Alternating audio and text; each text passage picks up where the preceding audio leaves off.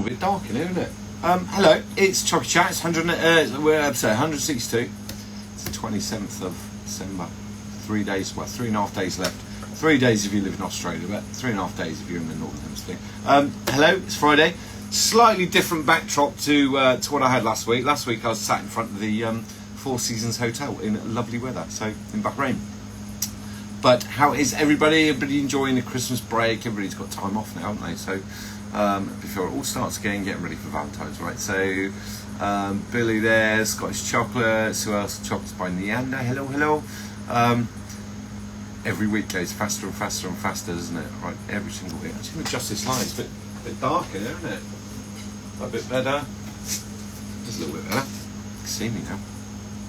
Normally I have the light behind me. I've moved it, and I need to look at the lighting again. I don't know. Hello, hello. Who else we got? Bruce, how are you there in California? So Sassy's joined Alice. Alice did some great chocolates this December. It should be really, really well done. So, what's behind your back? Cocoa butters. My cocoa butters. Lots of them. Lots and lots and lots and lots of my cocoa butters. As you can see, there's more on that side of the room. All cocoa butters behind me. Isle Baked, hello. Who else? Ethan Bradley Chocolates. That's Jason, Napa Valley. How are you, mate?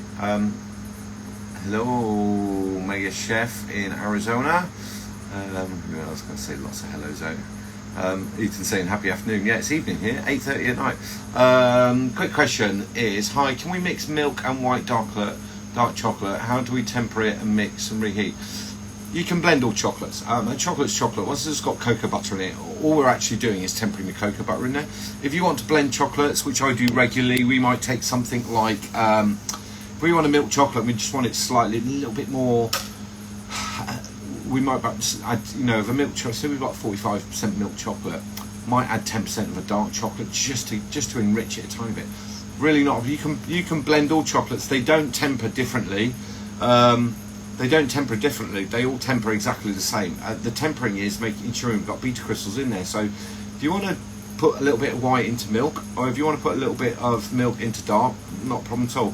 Try not to blend dark chocolate into milk, because it just goes a bit grey, right? Again, there's no issues. I tell you what I have done before is we've added a little bit of dark chocolate to caramelised chocolate, and that just gives it a bit more warming. It's a bit nicer to do that. It just lessens the sweetness of it. It's very good when you've got spices or you've got quite spicy filling, but they all temper the same, so there's no melt them together, mix them together, make sure they're fully melted, and then you would temper it from that point. So Dolce Mara there down in South Africa, I know you've had a very good December. Is that Essence? No, it's coloured cocoa butters. They're my brand of cocoa butters. Lots of them. I think it's about 300 kilos up there. The last count, I think it's 3,200 bottles up there. Hello, Chocy Chat crew. Chocolate Spicy, hello, hello. It is, hello from Switzerland. Very different setting to that. I'm back in my workshop. I'm back in my lab tonight. So last week, which seems like moments ago, I was in Bahrain. Emma there down in Sydney area. I'm so behind in all the emails as well, so bear with me. Busy boy. I got back and just started blending butters and getting orders together. Ruth is in Utah. Hi Ruth. Hello from Iceland. Gosh, a lot of people all over the place tonight. Ray Academy's joined me. They were the people that I was working with in Bahrain. Incredible visit. Absolutely incredible place. Beautiful place. Never been anywhere on the planet so clean, right? Just clean everywhere. Not a dot of rubbish anywhere, not to be found, right? So quite amazing. And nice tea as well. If anybody knows Karak tea, that's addictive. Hello Sydney in Florida. I was going to just answer, I've got questions this week about capping. And why do cracks form when it's ringed, so the cap pulls away from all the edges. So I'll answer that one because that's quite a straightforward one. And then the other one, why there are cracks that go down the middle, and there's a couple of reasons for that one. So I'm going to answer that one tonight. So you haven't recently posted these Chocy Chats to YouTube. Will you continue to post? Yeah, I will once I've got them all together. Quite a long process for me to put it onto YouTube because I kind of have to cut it down and edit it, and I have to remove bits and pieces, otherwise they turn the sound off on it. So I kind of got to play the whole thing and dub. It's complicated, and it just takes me a lot of time. So November and December were monster busy, so I'll get back into a routine of doing that. So hi Linda and Jordan, Abdullah salam, walaikum salam. Who else? Chocolate Shells. Hi Michelle. Michelle, you look like you're having a lovely family time for Christmas. Caramel chocolate. Hey? Yeah. This is so Sassy's brought us something. So I basically got a gift from my friend Augusta in Italy. Les fleurs One for me. surprises. This is mine. This was inside it. This is also mine, but I will share it with them. No, but these this are is not mine. for sharing. This is for sharing. That's what we agreed. That's what I'm not allowed to Augusta touch it. said. So this is beautiful You packaging. explain what it is. It's handmade. This is panettone, but it's handmade and baked with love. And most of the ingredients, I don't want to say anything that's wrong. I can't read. This is it's too small. this is in my top 3 things of all the things I've ever Organic eaten. as well. This is in my top 3. This is to say it's this. We had it last year. We had the Dove last year. This is sent to To us by. say- This was sent to us direct by FedEx. Right? Absolutely.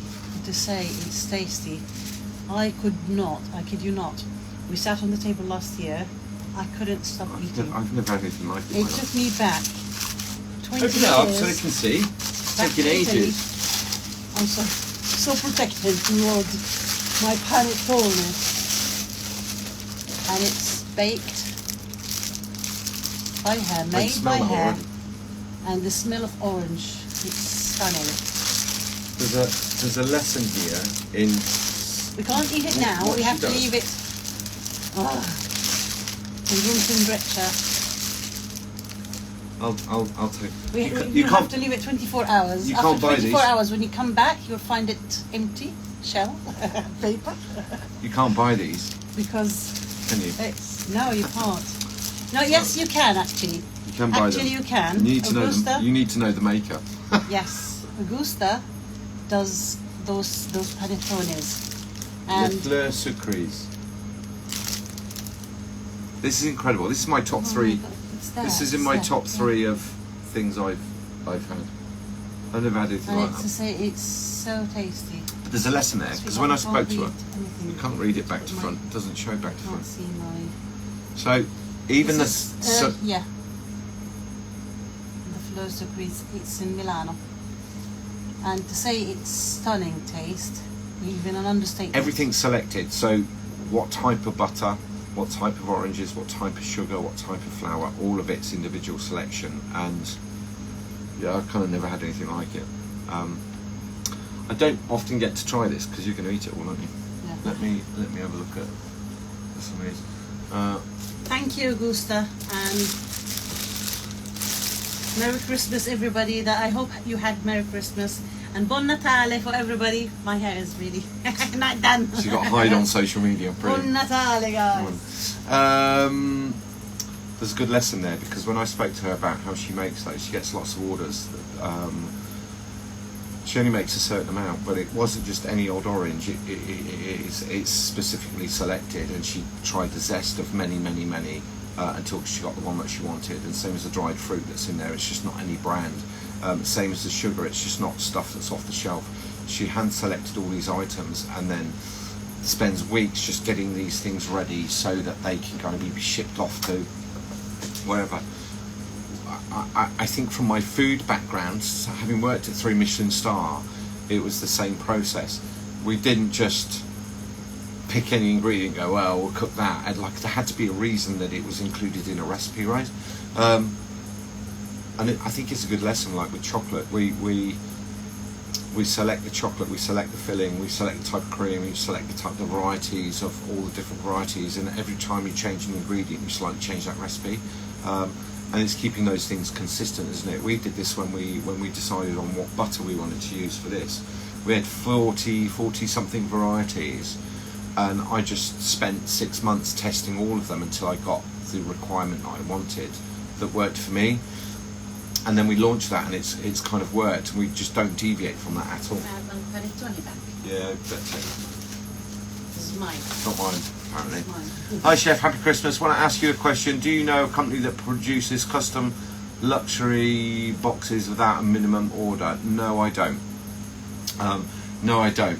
The good packaging comes at volume, and the reason it comes at volume is they've got to churn all those machines round, and they've got to change those machines, do the reprint, do gold foiling.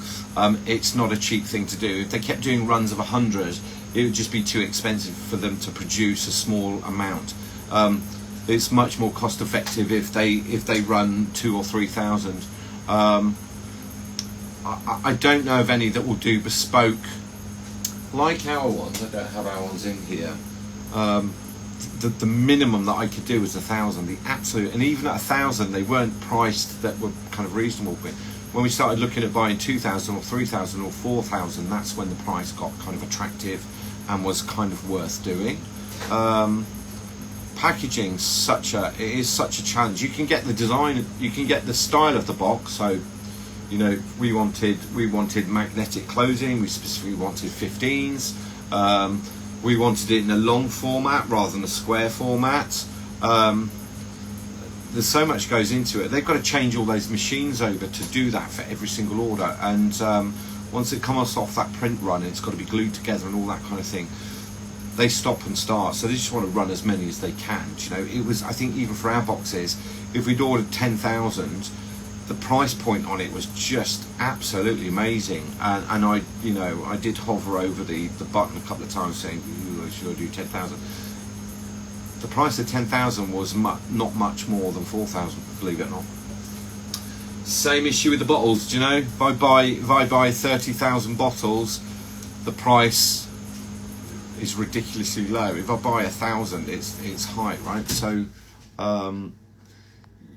you've got to decide on the volume, decide on your design, and commit to that. So, and think, yeah, you're going to have them a while. So, hi James, would like to use your raspberry and rhubarb caramel recipe in a rhubarb crumble type of bonbon. What would be the best inclusion for the crumble layer? I would. You don't want to do anything too crumbly. You can just crumble biscuit on the top of it and then cap with that. I would suggest that might go soggy after a little bit of time. Again, depends how quickly they're going to be eaten. An option is to make a shortbread, cut them out, and or roll out a shortbread, cut them out, and just really, really dry them out in a dehydrator or an oven until they're super, super, super dry. Alternatively, mix fouilletine with a little bit of white chocolate. It's about a third fouilletine to white chocolate with, so 2 parts white chocolate, 1/3 fouilletine or biscuit crumb. Don't put extra cocoa butter in it. Because it gets to a point where it saturates and it just spits out. I think the other thing that's worth knowing, when you're doing the biscuit layers, when you're piping them, cut the end quite thick. If you cut it too small and you squeeze it, what happens is all the biscuit gets blocked, and as you squeeze and squeeze, it separates, so you just end up piping like cocoa butter into the malt, and it's not particularly nice to not have that texture. But mix your favourite biscuit crumb straight into a white chocolate. If you want to colour it slightly yellow to give it that kind of crumble, you can always use fat soluble colour just to kind of give it a little bit of a lift if you want. Linda, how are you? Happy Christmas. A labour of love, totally. That panettone, it's called Colombia. It's not panettone at all. It's called Colombia, and it's very unique to the region. I know when I spoke to the lady that did it, she's been working on that for like 15, 20 years and just honing it down. And when I say it's in the top 3, it's in my top 3 of things I've ever tasted or eaten. So, and I've had some nice food over the years, and I've worked at some incredible places, but that, you almost need to be invited to get the order right. I think you can buy them. They ain't cheap, but cheap ain't good and good ain't cheap, right? That's how it goes. Hadil in Jordan, hello. It has to be good produce or the end result is no good. Totally. Absolutely, totally. Yeah, chocolate. I love that story. A lot of bad panettone around. There are some really poor, shocking versions of panettone, mass-produced, churned out in massive volume, with crepe paper that says panettone and it's got no labour of love behind it, right? I think you have to be really, really, a bit like our chocolate work, right? I think you just have to be really in love with the process, not the chasing the money, right? You create these things because you know you're spreading happiness, right? The money comes after. People get it the wrong way around, don't they? They go chasing money and they cut corners, and it never works. It never ever works.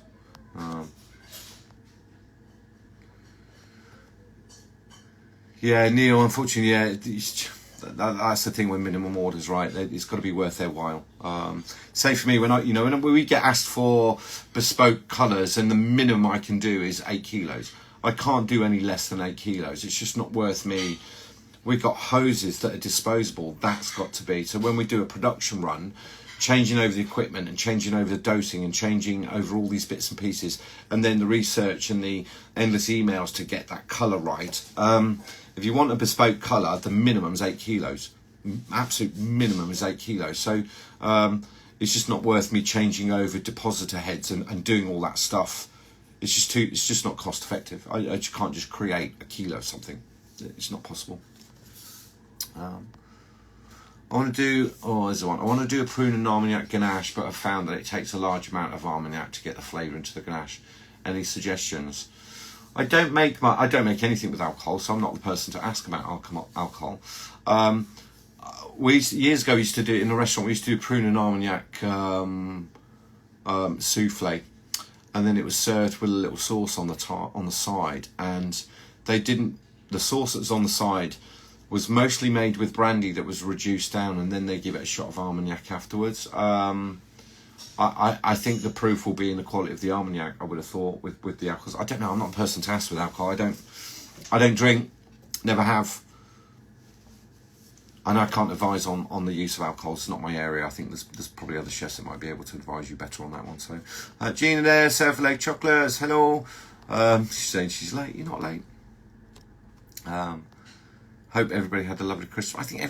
I think generally for everybody it's quite good sales in December. Certainly nobody's come back to me saying, oh, it's not been amazing. Most people have had incredible results, and I think worked hard and got their plans together and sold the volumes that they expected to, right? That's the challenge, right? Pick the amount that you want to do and work on the sales to create it. If for anybody that's home based and in business as well, half the job is making the product, the other half is telling everybody about it, and you need to put effort into both. I think this is why running a business is so difficult, because you are the producer, but you're also sales and marketing and administration. So you're kind of wearing 4 hats. You also end up being the cleaner and dishwasher and tea maker. So you're wearing a lot of hats, but like if half your time is spent making chocolate, the other half is telling everybody about it, which is either marketing, explaining to everybody what it is, or sales, securing payment, right?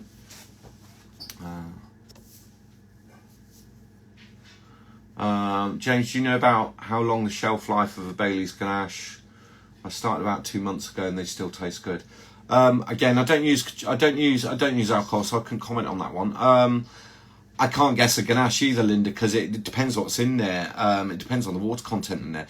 If they're still good for you after 2 months, I would suggest they're still good. We can have a recipe that's got, for 2 months, we'd be looking at an AW of about 0.74, right? If we measure 0.74, 0.73 would give us, I think, 3 months. Or 2 to 3 months, right? And it's not an exact date, it's general. So short term, medium term, or long term shelf life. There's so much in it. The shell integrity, the cap integrity, the quality of the ingredients, shelf stability, the balance. You can have water in, but if it's all bound up, it's good. You could have water in there and it's not well balanced and bound up, it won't last very long. The only real way to test the shelf life is to make some and look at them after 1 month and look at them at 5 weeks, 6 weeks, 7 weeks, 8 weeks, 12 weeks, and further out. That's the true test. And as you get further along, you can make notes and say, right, well, that, as long as I don't deviate from that recipe and we follow that exactly, it would be good. But Bailey's has got cream in, isn't it? So, you know, it's shelf stable in the bottle. It would be the additional cream that goes into that ganache that would be the problem, I guess. But hard for me to comment on a recipe that I can't see, to be honest. So, Erin, how are you? Nettie's there in Denmark. Who else have we got? James, can you give some tips for planning for next year during the quiet time? Yeah, do you know what? The quiet time. Well, we've got the next one coming up. Really, is Valentine's, isn't it? Kind of 4 or 5 weeks time, 6 weeks time. We got Easter and Mother's Day, and you've got to fill in bits between there. And December should have given you the kind of volume of income to buy products to kind of take you through that next kind of quarter of what's happening. With the prices of chocolates, I think it's diversifying. I think it's making macarons. I think it's doing truffles. I think it's using more caramels. I think it's being more reasonable with how much chocolate that you use. You can make bonbons, but they don't need to be filled with pure chocolate fillings. Ganaches are expensive. They use a lot of chocolate. Make more caramels. I would limit how many different things you make and concentrate on your key lines. I think that's really, really important. And try not to make things that are too seasonal. So if you put all your effort into just doing Valentine's stuff, you could also sell kind of just general collections as well, right? Rather than this all love hearts and they don't fit in my packaging. What do I do on the 13th what do I do on the 15th of February? Diversifying, making pâte de fruits. You can still make sweet things, you know. Ruth Kendrick's here. She's got the most fantastic book called Candy Making, and you will find no end of fillings in there of hard and soft candies that you can make. And I think it's diversifying with what you make, whether you make drudges, whether you make hand-rolled truffles, filled truffle shells. It's just diversifying your products as well as the bonbons to take you through the quiet time. Doing bark, doing there's so many little bits and pieces that you can do, dipped things. I dare say even moving towards like making the cookies, because if you're based at home and you've got a food license or you've got your food inspected, certainly for the UK, you're allowed to produce anything. So that license, you know, that grading that you get, it's not just for chocolate, that is, you're allowed to produce from home. Food hygiene laws still apply. Rules of business and labelling still apply. It's diversifying. It's worth kind of dipping into the cake side, not decorative birthday style cakes, but small cakes, small tray bakes, go to markets. It's filling all of those bits. December tends to be bonbon generated, like boxes of bonbons. That's what we're doing. Chocolate's going up and up in price. It's going up, it's coming down. So it depends where you read as well, actually. I've got some bags of Valrhona here, and while we were on the course, the guy said to me, we can only get these 3 varieties of Valrhona, and I thought they'd end up being really, really expensive. And I think there was a bag of the Behib, and the 5 kilo bag worked out to be £62. I nearly fell off my chair, because I went into the 2 or 3 suppliers that I know here in the UK, and they were like between 92 and 105 for exactly the same product. So £62 there. And then we found other chocolates and other cocoa butters that were half the price of what we pay here in the UK.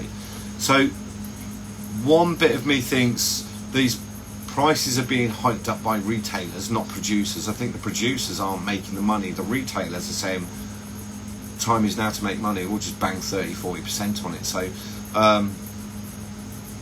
whilst I think, yeah, you can still do chocolate, I think you just need to be careful about your purchasing volumes, your inventory on the shelf. How much stuff have you got?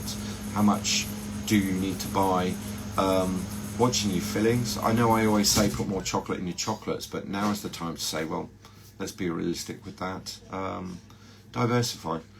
Whether it's pâte de fruits, learn to make macarons, learn to make cookies, learn to make things that you can use some of your fillings for, right? All the ganaches that you make will go over to filling macarons quite easily. And it is egg whites and almond and some icing sugar. really not difficult. You will find your flow of getting those things made. And if anybody does markets, I know Kenneth, I think up in Scotland, Kenneth does macarons and he does the sleeves, and when you see them on the market stall, like, your eyes just go straight to that rather than to the chocolate. The chocolate's absolutely beautiful, but as he said to me, the first thing to sell out is all the macarons every single time. So I think my advice is, like, you know, the chocolate's going up and down depending on where you read. It seems to have stabilised. I know people keep sharing stuff on the Chocy Chat, and it's on the Chocy Chat page, and it's frustratingly annoying when I see these graphs and somebody sharing this horror story, because it's not always the truth. It's a snapshot of somebody's prediction. I think you need to go and get your sources from multiple places, and actually you'll get a much more realistic story that the cocoa's actually coming down quite reasonably, quite fast, right? Diversify always. Tata Chocolate, hello. XO Chocolates, how you doing, mate? Hello everybody. Hello Hashim, walaikum salam. Who else have we got? Rania's. Right, I'm going to share the Le Fleur Sucrée. She came here for a class, and she brought this thing with us, and we just had no words. We had no words. So Ned there, N2 Sweet Lab, how are you doing? I know you had a very good Christmas. Temper. Let's talk about capping quickly. So here's a question I get asked a lot. I was also going to talk about this tonight, because I use this in, these are the silk blocks. I know lots of people have bought them, because I've been making loads of them, and lots of them been selling. Talk about that one in a minute. We would fill them.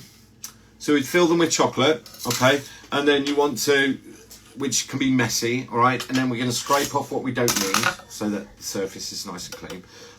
If you get your bubbles, get the bubbles out here, and you won't get them in there quite so much. When it goes upside down, we want to tap it until enough falls out, all right? When those threads are stopped dripping, then we would give it a scrape, nice and slow. Really nice and slow.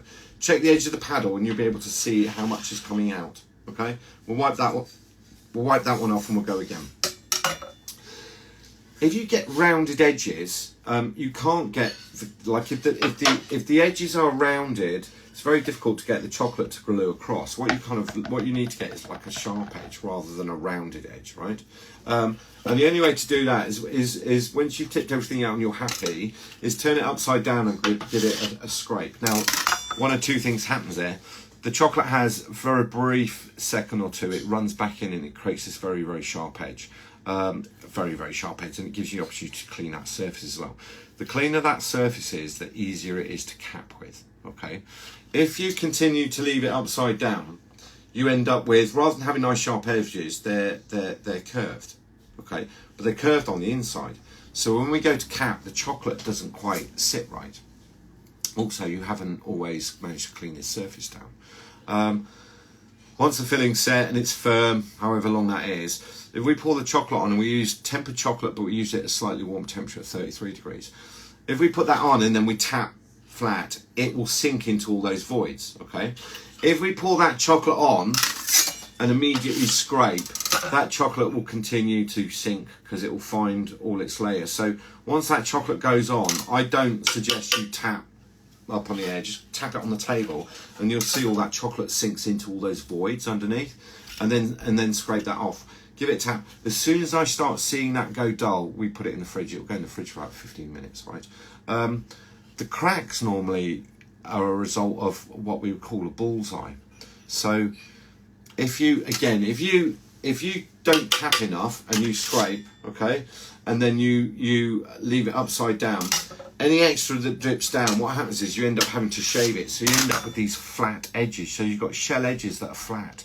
When you try and cap on top of that, we're trying to put chocolate against a flat edge, and it's not. With the way I do it, we've got chocolate going from a thin edge there and slightly thicker, and it bonds so much better because it's a little bit.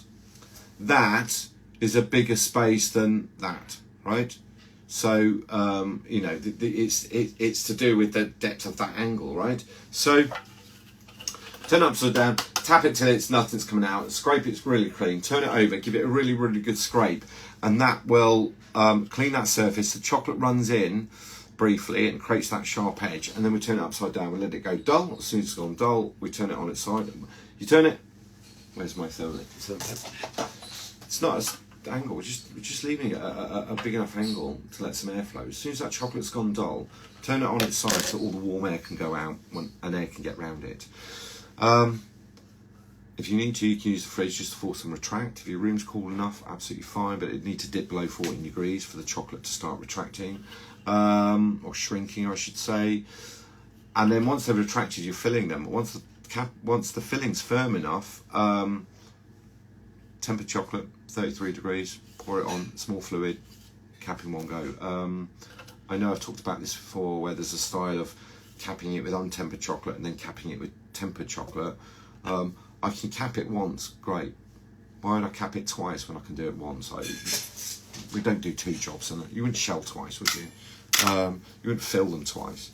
You wouldn't spray them twice. You just cap them once, cap them properly. It's really about those voids. So that avoids that bullseye thing, which is kind of awkward. And as chocolate settles, it becomes more prominent, and you can always see it, and it always pulls away from those edges. The ones that get the crack down the middle, that's just chocolate that's been poured too cold, so 31 degrees, and it's almost crystallizing as you scrape it, so that it bonds to the edge, but because it's slightly too cold, it pulls apart, so it sticks to the edges. You get a crack down the middle. You also get a crack down the middle if you start doing this too much, start flexing the molds. You don't want to do that. And then also, if the cap's too thin, any lumps and bumps are on that filling, that will cause a crack down the middle of the, but it's never straight down the center. It's always down the slight edge, right? When the cap's too thin, it's never straight down the center, or it's always off to the edge. They're the only real things I come across. I think the one that I see as well very often is where they sink, and that's very often, like I said, if you pour the chocolate on at 33, if you tap that, it will fill all those voids. If the chocolate's too fluid, like if you do using a 2-drop or a 3-drop and it's too cold, if you pour the chocolate on and you scrape, it's still settling, and it will settle and settle, and then when it crystallizes, it shrinks, because that's what retraction is. You end up with this curve. So slightly warmer chocolate, And if you like, I use this. We use the silk blocks for the whole class in Bahrain. We use these silk blocks because somebody sent a message saying, "Do they really work?" I use them. I use them myself. So we have silk, but if we have students, we will use these as well. We lightly grate it on, and we do 1%. But we did do 400 grams of chocolate with 2 grams of this, and it still worked. So 0.5% worked as well. We stirred it in, hair dryer just to give it a little bit more warmth, okay, and then we warmed that chocolate up to 33, and we capped with it, and it's absolutely nailed it every single time. So that is capping.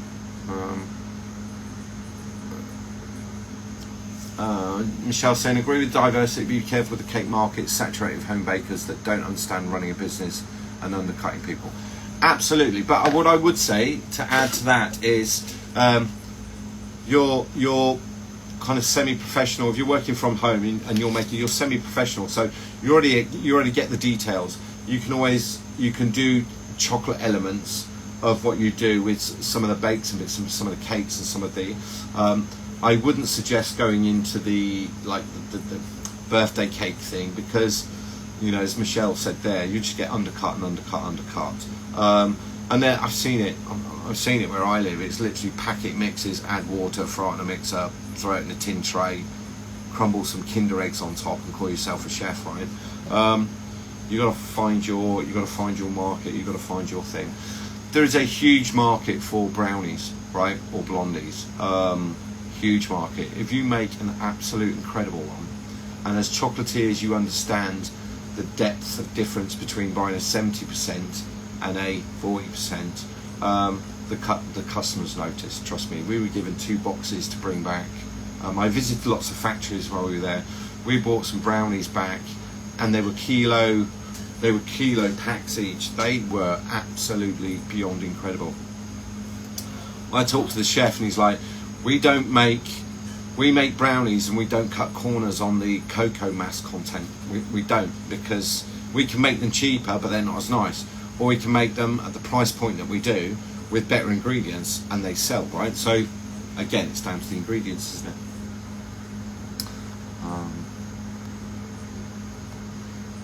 I hope that answers. Miss Tiff's Caramel, hello. Do you shell at 33 as well? No, never shell at 33. I'd shell at 32. Because I use silk, and even if I use this one, the silk bars, we'll melt the chocolate with this one. We'll melt the chocolate to 34. The chocolate gets melted to 30. We'll melt the chocolate till it's melted. So whether that's 37, 30, it doesn't really matter. Once we go above 33.8, the beta crystals have been melted out, so we need to put them back in if we want to temper it. We'll melt the chocolate. When it reaches 34, we will grate 1%. And when you grate this one, you should do it really, really gently. Don't do it, as I discovered. Behind me was lots of equipment with an extractor and a big prover, and there's a fan on the top of it. So when I started, I had all the students, when I started grating the chocolate in it, all little bits of cocoa butter all floating up into the sky. Grate it really, really lightly. Just put your chocolate at 34 degrees on a set of scales and then just quickly grate 1%, and then stir it through. We're using that on the cool down, so once that's been incorporated in and it reaches 32, milk, white, dark, ruby, all, I will shell absolutely everything at 32. The reason I shell at 32 is, as I've said so many times, the graph that's on the bags of chocolate is obsolete information. Actually, it doesn't. Once you know more and more and more about chocolate, you realise that that graph that's on the side of the bag is just the most useless piece of information ever put onto print. It doesn't tell you anything. There's no instructions. It's just got a set of numbers and a graph. I think it was, I don't know who started doing that. I have an opinion, probably wrong, but I think it just filled up a space on the side of the bag, right? It doesn't actually tell you anything. If we're enrobing or dipping, it's probably relevant. So we can, because we've got colour in there as well, I need enough warmth in the chocolate to melt that, semi-melt or soften that layer of coloured cocoa butter. And then, because it's tempered, it would drop in temperature. And then when both of them shrink, so the colour and the chocolate, the shell will come out. So I can use chocolate at 33 degrees when I'm capping, and it doesn't create the little feet around the bottom of the chocolate, because it's only there briefly and it's cooling down very, very, very quickly. Excuse me. If I was to shell at 33, it's very likely when I turn it upside down, a load of colour's going to come out with it. So, and I'd end up with quite dull chocolate, right? So 32 for shelling. The only reason I'd go any lower than that is if I was pouring tablets, whole bars, or if I was just shelling plain chocolate and tablets, and there's no colour, I would probably give that a little warm as well, so I haven't got quite such a shock between the chocolate temperature and the mold temperature. If it's just plain chocolate, right? But where colour's involved, no, we'd shell at 32 every single time. Salam, thank you. Isn't the shell too thin at 32? No, the 30. Well, no, it's not. I've been doing that years. I always shell with a 4-drop chocolate as well. So, yeah, thin shells. Mine generally. I think I've weighed them on here on the night when I did shelling one night, didn't I? And I put them in the fridge. I think they were between 1.9 and 2.1 for a 14-gram mold. So. There's thin shell, if you shell with a 5-drop chocolate, you probably need to shell twice, right? But if anybody's ever tried using a 2-drop chocolate to shell with, when you turn it upside down, nothing comes out. And you bang it, and nothing comes out. So, 3 drops okay, 4 drops a little bit easier, but not so thin, right?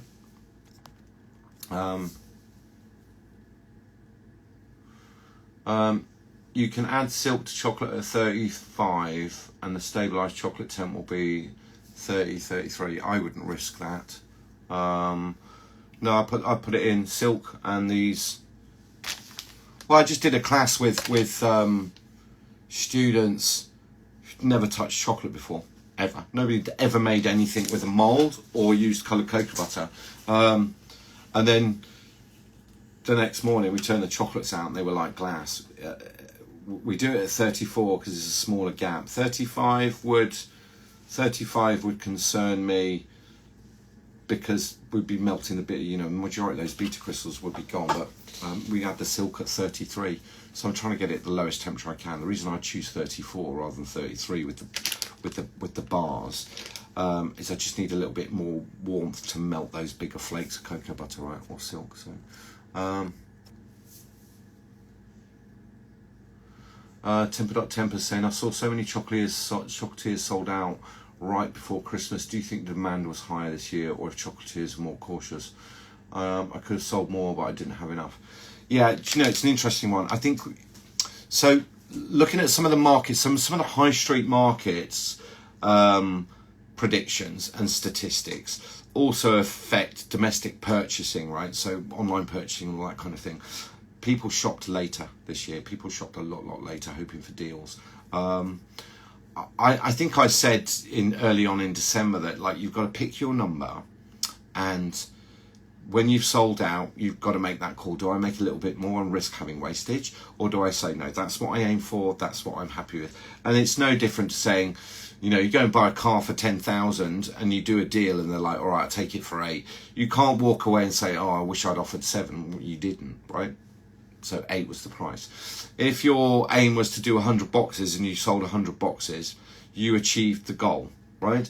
The aim was to sell 100 and you achieved what you set out to do. People purchase much later. I think in the UK, I was reading a report yesterday morning that the high street purchasing is down. I know the first 3 months of this Prime Minister, you know, we flatlined, and now the market is saying it's going to be negative for the last quarter of this year in terms of GDP and high street spend and economy and inflation. People purchase much later. We look at the purchasing of this, and you can see a similar trend, although it was up and we have more customers. What was interesting is the average spend remained exactly the same, which is encouraging for the chocolatiers. So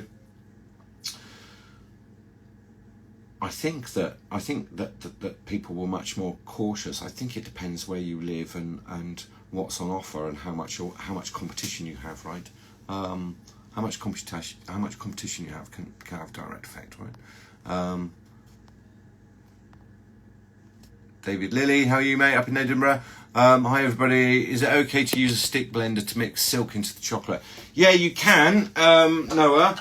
You can. Just bear this in mind. If you've got a small amount of chocolate and you put a stick blender in it, that stick blender is going to create friction. And we certainly did the experiment where we left the stick blender on for 1 minute, and it took the temperature from, so where we had the chocolate at 34 and we put the silk in there, we put the stick blender in and did it for a minute, and the friction took the chocolate all the way up to 37. So it took it up 3 degrees, technically out of temper. So I overheated it. So yes, you can blend it in, but be very sparing. The bigger the amount of chocolate, the more forgiving it is. Yes, you can use a stick blender, and I often do. So if we're doing a big, you know, if I'm blending, not this bowl, but if I've got the big 5 litre one,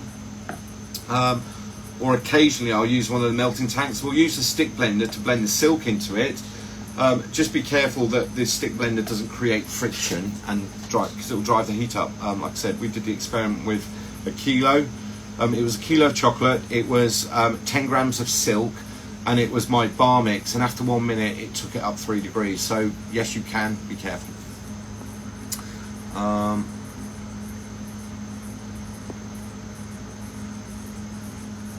Do you suggest bulk buying chocolate before the price is predicted to increase? It's retailers that are putting the price up, so I don't know how much longer the retailers are going to get away with that before the public and the chocolatiers go, why do you keep doing this? There's one in particular in the UK that's bumped everything up 30%, and in the meantime another supplier said we're decreasing our prices. So retailers and greed sometimes is a problem. I never suggest bulk buying. It's not something I'd recommend, because you could bulk buy and then not be able to get rid of the chocolate with a short shelf life, right? So, you know, buy for the volumes that you're making. Like, if you know you're going to make 1,000 boxes, yes, you're going to need to buy kind of 70 to 80 kilos of chocolate, I would have thought. So, I don't know if bulk buying always, I don't know if it always solves the problem, bulk buying. Hey James, freezing bonbons, from your experience, does this affect the taste and quality? No, it doesn't, if you do it properly and you want to put your boxes in a Ziploc, bag, and if you can suck some of the air out so there's no moisture in there, they will freeze fine. Doesn't affect caramels, doesn't affect ganduyas or pralines. I do think sometimes if you've got a very, very, very soft ganache filling, those fats can kind of glob together. So you end up with this, I'm not going to suggest it's lumps, but they're detectable lumps, but they're not solid. It's just where all the fat forms in one area. No, I don't think it does. There's one chocolatier that I know, all their Christmas stock was done and made and in the freeze by August, by July and August, to bang the lot into a freezer, and then says, have your fresh chocolates. I'm not going to name any names, so just get rid of this. No, I don't think it affects taste and quality. I think that it's a savvy way of getting ready for volume, getting ready for volumes, right? The course is from the site. I'm not doing any classes at the minute. My apologies. I'm not doing any classes at the minute. I am going back to Bahrain very early in January, because I've been rebooked to do more classes. The demand was so high. The demand was so high in the Middle East that it's worth me just getting back on a plane, going back and doing more classes. And then we're having a look at our manufacturing process as well, and we've not had a break since August, so we're looking to get some time off. So I think January is going to be, I'm certainly away. I think we're going to be away from something like the 9th until the 22nd, maybe a little bit longer than that. So I'll do some posts. People need to get their orders in. Ideal time for me. We haven't stopped since August. We haven't stopped since August. We have not stopped, and it's 7 days a week for us. Absolutely full on. October and November, just crazy busy. They were 6 a.m. starts and midnight finishes. Pretty much 7 days a week for us. So need to take some time off. Need to take some time off to have a think. What's the next stage? What's the next plan? What are we doing next? What do we want to do? What have we been doing? What we do differently? It's all those questions, and I think to do that nicely and effectively, you've actually physically got to take time off. I was away in Bahrain, and every day was full because we were visiting. We weren't just doing the training, but I visited factories. We had consultancies. We had so much to do. And I think the guys are here tonight with Ray Academy. We were going from 7 in the morning till midnight. I got on the plane to come back and I just fell asleep because I was absolutely cooked, absolutely exhausted. And then training in multiple languages to people that have never done chocolate before. Yeah, it's quite draining. So I hope to have a bit of time off. The classes, I don't know. I would have thought February it's back. I think the challenge I have with the classes, as much as I love doing, the scheduling of doing one-to-ones is when I'm available and also when you're available. So it's lots of multiple emails. And then I can't do anything either for an hour either side of it, because I'm either setting up for it or I'm clearing down for it. And it's the volume of classes that come through. To give you an example, we can sell 50 or 60 classes in a day, and that's 2 weeks taken up, right? And that's 2 weeks not producing butters, not doing all the things that I should be normally doing. So whilst I absolutely love doing the individual classes, scheduling them and then continuing to try and keep on top of this, that's the bit that I didn't expect to be finding difficult. I thought it'd be quite straightforward, right? But there are days when we're needing to make 700 or 800 bottles, and that has to happen, right? So other things have to reschedule. So maybe February we'll kind of get back to some kind of normal, but January, yeah, we're going to take some time off. But I've also got classes booked internationally, and I need to go and do those because I need to find markets further afield to sustain the growth so that we can start doing this at a bigger level. Yeah, at a bigger level, more internationally, right? I want to get, I love what I make with the butters, and I just want to get that to a bigger audience, much bigger, good audience anyway, right? Chocy Chat crew. James, do you recommend wine coolers for storing shelled moulds and finished moulds, or for short periods of time? Are they humid? My kitchen is fairly warm at 23, 24, and the fridge is always full. Sydney, I'm not a fan of wine fridges. I think wine fridges are very, very good to store. Wine fridges are really good to store products that are already made, okay? They're not great for, because the motor's not really strong in them, they are not great for production. So, if it's holding at kind of 12, 14 degrees, it's probably as cold as some of them get. You can't store cream, you can't store high risk products, so cream, butter, that kind of thing. They don't quite dip low enough for you to be able to force retraction. They're probably very good if you are spraying moulds and you want to store them, but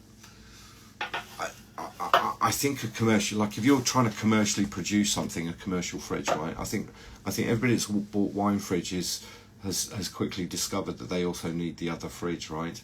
I suppose, without sounding too pedantic, wine fridges are for wine, and they are supposed to be humid so that the corks don't dry out, so that the wine doesn't spoil. The fluctuation, the motors don't kick in really, really quickly, so that there's no shock in temperature for those wines. So that's what they're designed for. I think they're very good. I would never store shells unfilled, so we will paint them and we'll store those malts. And then we shell them, and the moment they've retracted or shrunk, we're filling them. And as soon as the filling's firm, we're capping them, turning them out, getting them into boxes, and we will store them from there. I did read somewhere recently, somebody said, shell your moulds, cling film them and store them.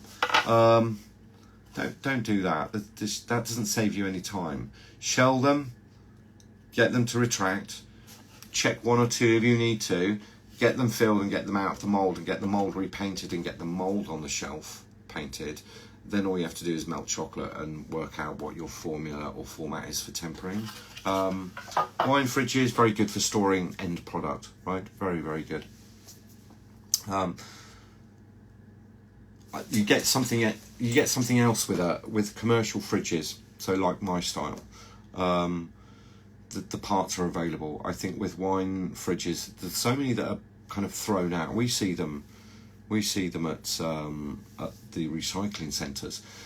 They just can't get the spare parts for them because they're just not built. They're kind of domestic style fridges. With a commercial fridge, you get a condenser unit and the pipe work, and it gets gassed.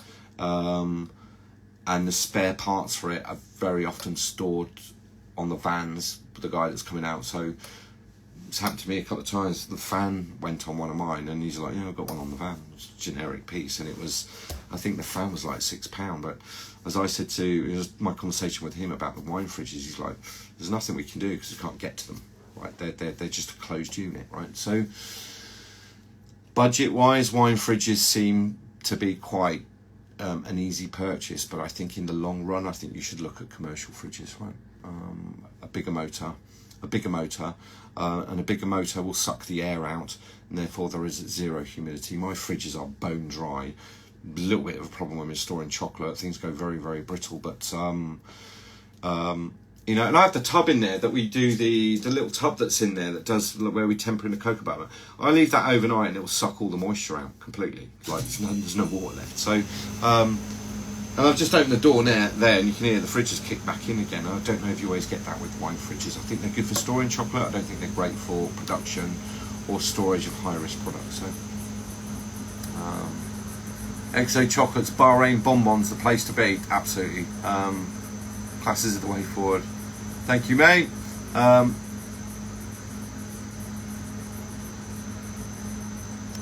long can you leave bonbons in the freezer? Well, I certainly wouldn't do it for more than 3 months. Domestic freezer more than 3 months, you kind of need to be at below minus 18, ideally minus 21. Why do you need to store them that long? I think that's always the question. Why do you need to store bonbons that long? Because if you've got a bonbon with a, say, 6 week shelf life filling, if you put them in the freezer, fine, that time has stopped, but the second you take them out, that time has started again, so they're still only going to last 6 weeks. If you want to freeze them for 3 months, just wait three months and then make them. Right? I've never really understood the need to freeze that many. As I said, I know somebody that did, they were filling their freezer up in July and August. But they do absolutely gigantic volumes, and they're not interested in, are they amazing? They just need to do that volume, right? At various price points as well. So that works for them. Why do you need to freeze them? And it should be for the minimum time whilst you get enough stock together for a planned event or a planned series of collaborations, right? So would I consider doing classes in the US? Yeah, I would. I think the challenge with doing classes overseas is I don't organise them, so they are very often through somebody else. So somebody else is the organiser and I am the guest chef. So if there is enough demand and there's enough students, yeah, I mean, we travel to do classes. We also do private classes. We have travelled to do private classes with people we can't talk about. So, and this is way beyond celebrity, right? So yes, I could, and I'd love to. It's really who sponsors that event, right? Because I've got to turn up with all my stuff. I was able, Bahrain class, I was able to post stuff out there in advance, so everything was there and everything was set up for me in an incredible facility. So I need a venue and kind of almost somebody to organise it and then invite me across, and I'll do those classes, not a problem at all. And I think there's other things on the horizon as well. I think certainly some stuff in Saudi, certainly some stuff in Kuwait. One of the things I've noticed is the Middle East is absolutely chocolate crazy, and they have the money. They truly have the money to buy whatever they want. So I will go where the crowd is. Also, it's a big market for me. So with the colours, the Middle East and Asia are huge markets for me. So I kind of have to go where I can reach another audience, right? So no, I wasn't talking about a commercial chocolate fridge. I was talking about just a commercial fridge. A commercial fridge, big motor, big engine, cools very quickly, normally has heated door seals, like mine. I put my hand on the side of the doors, they're heated. Same with the freezer, so they're easy to clean, easy to take apart. It's kind of all metal and stainless steel. Take it all out, give it a good scrub, put everything back in like we do every week. So I think domestic fridges aren't as easy to break down and take apart and clean, and there's glass, which we can't have glass in kitchens, all kind of things, right? So any tips on shipping? Bubble wrap, ice pack, ship overnight. For the US, yeah, overnight shipping's one. Ice packs, depends on that temperature. I don't ship anywhere where it's really warm temperature. I know we sent some butters to Arizona, and they said to me like it was 105, and the butters arrived and they're absolutely all intact. So you would hope that a lot of the vans and logistics vehicles have some kind of air, not air conditioning, but air control, because people are transporting goods of various natures, and if something's got batteries in, they certainly don't want that getting hot. So a lot of these vehicles are air controlled anyway, or the backs of them, so they're not going to be chilled down to 10 degrees, but they might be set at a stable room temperature 21.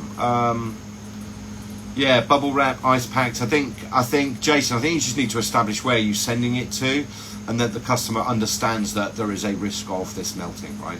Same for me with the cocoa pearls. We did have to put a disclaimer saying if they melt in transit, we can't be held responsible, because we're the ones that we will take every precaution in terms of like wrapping it in reflective bubble wrap. But as you start doing that, it gets more and more. The challenge you have with ice packs is, will the carrier accept it if it's carbon dioxide version? or if they're freezer packs, is the moisture barriers or a danger of it breaking. It's the whole thing is placed. Wrap them really well. I've been impressed with these boxes. We've sent these off all over the planet, and the chocolate seems to arrive the way I sent it, which is one of those moments, right? You invest heavily into packaging, but it did work, right? And I think it's to do with the quality of the box, how rigid. This box is solid. You can stand on these. I can stand on these, and they did not move, right?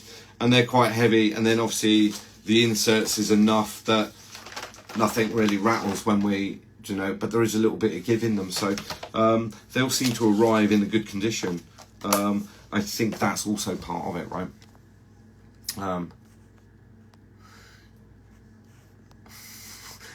I know I've got a place to stay in Napa. Yeah. Do I do classes in Portugal? I've not been invited to Portugal. If there's enough students, and somebody can organise it, yes, absolutely, of course. I need to come back to the UK for another class. So much fun. Be stiff as caramel. Do it.